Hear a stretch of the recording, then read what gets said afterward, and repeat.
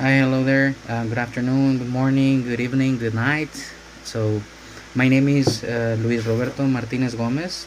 My student number is 64253, and this is the class for English.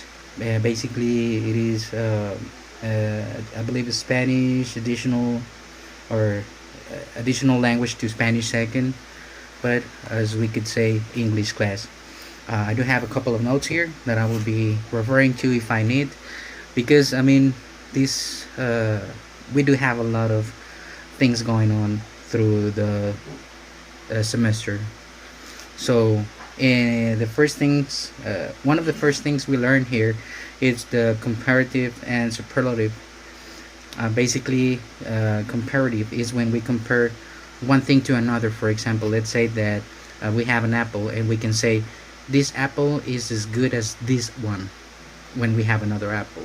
Now, the superlative form, it's when we compare that same apple but with a whole bunch of apples. For example, let's say that I have an apple, and I can say this apple is juicier than all of that uh, 10 apples, for example.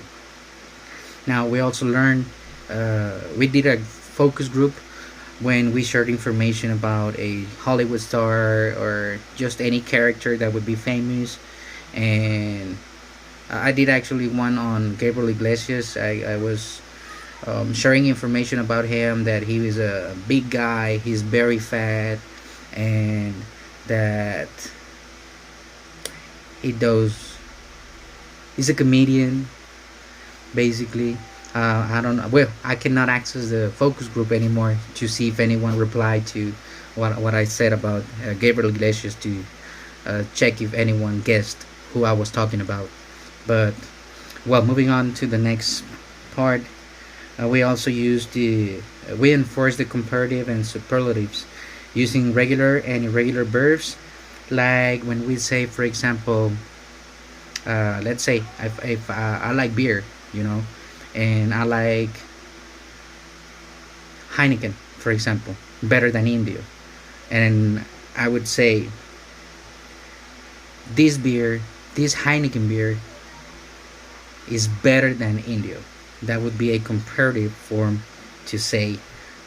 And for example, we could also have the exact same example when we talk about a Heineken beer.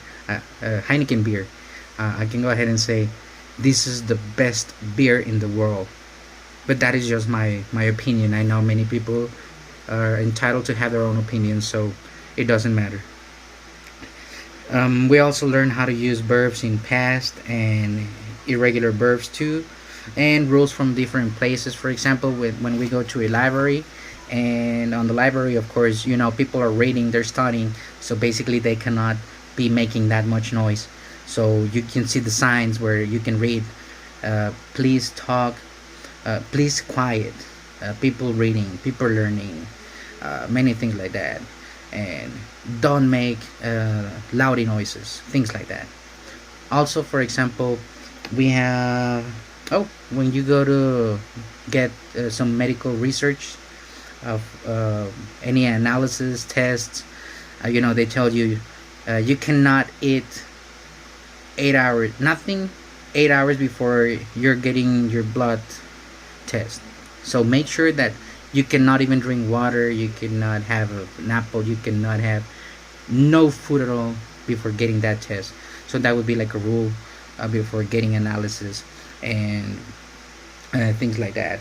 I would like to say that I have enforced what it is my English by assisting to this class. um, I do have a job where as you may notice, I do speak English um, more than average. So that is why my job is based on English and speaking and talking to customers. So I'm not that good at talking at camera, but I'm trying to do my best here with this um, extra points test, to put it like that.